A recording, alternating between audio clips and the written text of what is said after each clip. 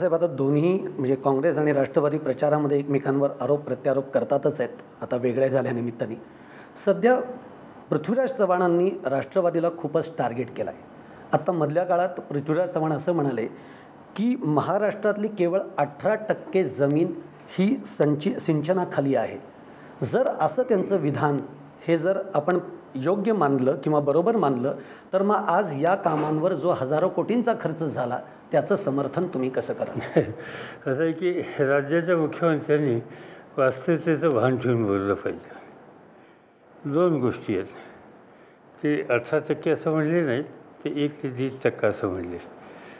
ते 5-5.5% झालेलं आहे हे सिद्ध झालं. त्याची आकडेवारी विधानसभेमध्ये सुद्धा दिली. या राज्यामध्ये देशामध्ये चितळ्यांच्यासारखा एक जलतज्ञ आहे, त्यांच्यासुद्धा सांगण्यामध्ये हे अधिक झालेले हे स्पष्ट झालेलं आहे. त्यामुळे मुख्यमंत्र्यांनी सांगितलेली वस्तुस्थिती नाही हे सिद्ध झालं. दुसरी गोष्ट अशी की आपल्याकडे धरणं बांधली पण सगळ्याचंच पाणी वापरलं गेलं नाही. हा 100% ही काही चुकीचं विधान आहे असं नाही, काही प्रमाणात खरं आहे. त्याचं मुख्य कारण असं आहे की आपला कृष्णा गोदावरीच्या प्रश्नावर कर्नाटक आंध्रशी एक वाद होता. त्याचा प्राथमिक जो निकाल आला कोर्टाचा, त्याच्यामध्ये कोर्टाने सांगितले की सध्या प्रत्येक राज्याला जे पाणी वाटप झालेलं आहे ते 2000 सालापर्यंत त्यांनी वापरलं पाहिजे. ते त्यांनी वापरलं नाही ते इतर राज्यांना त्याच्यावर हक्क सांगता येईल. आणि त्यावेळच्या नेतृत्वाने बसून हा विचार केला की कालवे आणि इरिगेशन प्रत्यक्ष बागायत करायला वेळ लागला तर चालेल, पण महाराष्ट्राच्या वाट्याचं पाणी इतरांना जाऊ नये यासाठी पहिलं पाणी अडवू, धरणं बांधू, आणि धरणं बांधून झाल्याच्या नंतर पुढं काय कालवे काढायचे असतील ते काढू. आणि त्यामुळं सगळं लक्ष हे कालव्याच्या ऐवजी धरणं बांधण्याच्या संबंधीचं घेतलं गेलं. आणि ते पाणी आपण ब्लॉक करून महाराष्ट्राचं जे इतरांना उपलब्ध पाणी होण्याची शक्यता असतो त्यामधून महाराष्ट्राची सुटका केली. एक. दुसरा, प्रकल्प खर्चाच्या संबंधीचं जे बोललं जातं, जे प्रकल्प 10 वर्षापूर्वी पूर्ण व्हायला पाहिजे होते त्याला 20 वर्ष लागली, 25 वर्ष लागली. आणि त्याचं मुख्य कारण अधिक प्रकल्प आपण सुरू केले एका वेळेला. एक तर पाणी अडवायचं होतं, आणि दुसरं आपल्याकडे पाणी हा प्रश्न इतका महाराष्ट्रात ज्वलंत आहे की लोकांना माझ्याकडं धरण होण्याची शक्यता असली तर ती पहिली करा. लोकप्रतिनिधींचं आग्रह, त्यामुळं अनेक धरणांची कामं सुरू झाली. आणि त्याच्या पूर्ततेच्यासाठी लागणारा पैसा हा कमी असल्यामुळं थोडे पैसे प्रत्येकाला दिले. आणि त्याचा परिणाम त्याचा विलंब झाला. विलंब झाल्याचं एक गोष्ट त्याच्यातून पहिल्यांदा होते. 20 वर्षाच्या पूर्वी एखाद्या धरणाचं इस्टिमेट समजा 100 रुपये असेल तर 20 वर्षाच्या नंतर आजचा खर्चाचा कॉस्ट बघितल्याच्या नंतर ते काही 100वर राहत नाही, ते कितीतरी वर राहतं. याचा अर्थ काही भ्रष्टाचार झाला असं म्हणता येणार नाही. आणि याचं एकच उदाहरण मी देतो की आपल्या शेजारच्या राज्यामध्ये गुजरातमध्ये सरदार सरोवर नर्मदेवरचं एक प्रचंड धरण गेले अनेक वर्ष बांधत आहेत. ज्या वेळेला त्या धरणाला मान्यता दिली गुजरात सरकारने, केंद्र सरकारने, त्यावेळी त्याचं इस्टिमेट हे 6000 कोटीचं होतं. आज 30 वर्षाच्या पेक्षा जास्त वर्ष होऊन गेली, ते धरण अजूनही पूर्ण नाही. आत्ता 6000 कोटीचं इस्टिमेट असलेलं इस्टिमेट आज 36,000 कोटीवर जाऊन पोहोचलं. याचा अर्थ गुजरात सरकारने या प्रकल्पावर भ्रष्टाचार केला असं मी काही आरोप करणार नाही, ते योग्यही नाही. आणि म्हणून यासंबंधी जे काही बोललं गेलं ते राष्ट्रवादी काँग्रेस पक्षाला अडचणीत आणण्याच्यासाठी, वस्तुस्थिती ही लपवून ठेवून संशयाचं वातावरण राज्यामध्ये तयार करण्याच्यासाठी जाणीवपूर्वक केलं गेलं, एवढंच माझं म्हणणं आहे. त्यावेळचे इरिगेशनचे मंत्री तटकरे यांनी महाराष्ट्राच्या विधानसभेमध्ये याची चर्चा निघाल्याच्यानंतर अत्यंत सविस्तरपणानं हे सगळं चित्र विधिमंडळाला मांडलं. हे मांडून माहीत असतानासुद्धा पुन्हा तो विषय काढला जातो. त्याचं कारण या निवडणुका, आणि या निवडणुकीत एखादा मुद्दा लोकांना बोलवण्याच्यासाठी घ्यावा एवढाच त्याच्या पाठीमागचा हेतू आहे. पवारसाहेब, रयतेचा राजा अशी तुमची ओळख आहे. आज केंद्रामध्ये तुम्ही अनेक कृषीविषयक धोरणं राबवली आहेत, अनेक योजना आणल्या आहेत, अनेक प्रकल्प हाती घेतलेत, तुम्ही कृषी मंत्री राहिलात. आज देशात गेल्या 15 वर्षामध्ये जवळपास 50,000 शेतकऱ्यांच्या आत्महत्या झाल्यात. राज्यात आपलंच सरकार आहे आघाडीचं, ते राज्य आज याच्यामध्ये जास्त अग्रेसर आहे, म्हणजे त्याच्यामध्ये जास्त शेतकऱ्यांच्या आत्महत्यात, अशी ही टीका होती आहे. याचं तुम्ही काय दृष्टीनं तुम्ही ह्याच्याकडे असं आहे की त्याच्या मी अत्यंत खोलात आज नाही 5 वर्षापूर्वी गेलो होतो. त्या भागात मी फिरून आलेलो होतो आत्महत्या झालेल्या आहे. आपल्या देशामध्ये दरवर्षी केंद्र सरकारच्या गृह खात्याच्या मार्फत एक पुस्तक प्रकाशित होतं, त्याचं रेकॉर्ड, क्राईम रेकॉर्ड म्हणून.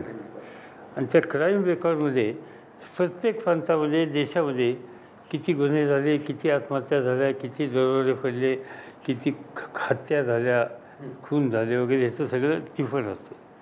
आणि ते तुम्ही बारकाईनं जर बघितले तर दरवर्षी आत्महत्या 7 देशामध्ये मोठ्या प्रमाणात होत असतात. अन्य राज्यामध्ये खेड्यात झालेली आत्महत्या दाखवली जाते. महाराष्ट्रामध्ये ग्रामीण भागात आत्महत्या झाली की ती शेतकऱ्याची आत्महत्या दाखवली जाते. आणि त्याचा परिणाम इतर राज्यात आत्महत्या होतात, पण त्या शेतकऱ्यांच्यावरून दाखवल्या जात नाही. महाराष्ट्रामध्ये त्या शेतकऱ्यांच्यावरून दाखवल्या जातात आणि त्याची चर्चा वेगळ्या पद्धतीने होते.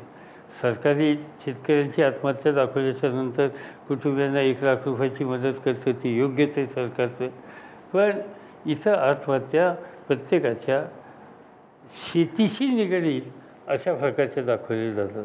म्हणजे एखाद्या कुटुंबामध्ये मी अनेक उदाहरणं अशी पाहिलीत, मी केसेस बघितल्यात, महाराष्ट्रातल्या बघितल्यात, की कौटुंबिक वादातून आत्महत्या झाली, शेतीची दाखवली.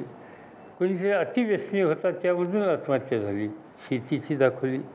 प्रेमभंग झाला त्याच्यामुळे आत्महत्या झाली, शेतीची त्या ठिकाणी दाखवली. आणि म्हणून महाराष्ट्रातला हा आकडा अधिक दाखवला जातो आहे. पण शेतकऱ्याच्या हिताची जपणूक करण्याच्यासाठी ही स्थिती त्याची होऊ नये. विशेषतः कर्जाचा बोजा डोक्यावर असल्याच्या नंतर त्या टेन्शनखाली सुद्धा लोक आत्महत्या करतात, असा अनुभव लागल्यावर माझ्याकडे हे खातं असताना देशात कधीही झालं नव्हतं एवढं जवळपास 70,000 कोटी रुपयाचं शेतकऱ्यांचं कर्ज माफ करून टाकलं आणि त्यांना कर्जमुक्त केलं. त्यामुळं जे टेन्शन होतं म्हणतात ते टेन्शन गेलं. दुसरं नवीन कर्ज दिलं आणि तिसरं नवीन कर्जाला पूर्वी 8%, 12%, 11% व्याज होतं.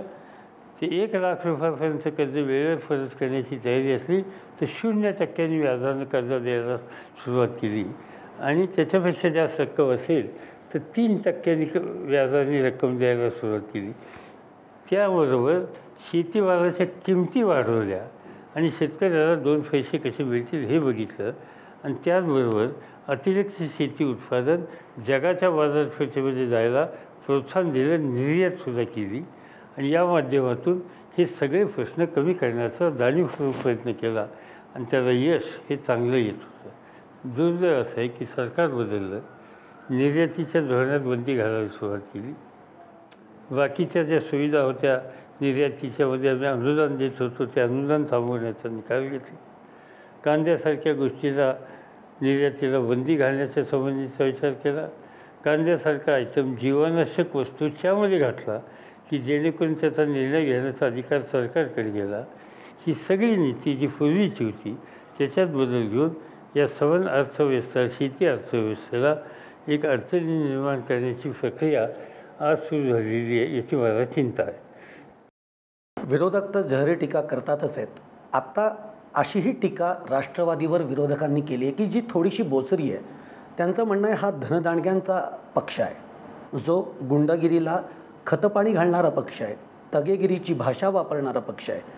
असं असताना आज आपण जेव्हा गोरगरिबांच्या विकासाची हे घेऊन चाललेलो तेव्हा हा ताळमेळ तुम्ही कसा घालणार? ताळमेळ कसला घालायचा?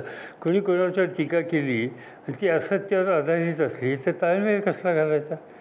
असं आहे की हा धनदांडग्यांचा पक्ष असं म्हणणं, आमच्या पक्षातलं कितीतरी तुम्ही 80-90% लोक असे आहेत की जे लहान शेतकरी आहेत, जे लहान कुटुंबातले आहेत. त्याच्यामध्ये आमच्यामध्ये उगीच टग्यांचा प्रश्न, काही गोष्टी कोणी स्पष्ट एखादी भूमिका मांडली याचा अर्थ तो टग्या होतो असं नाही.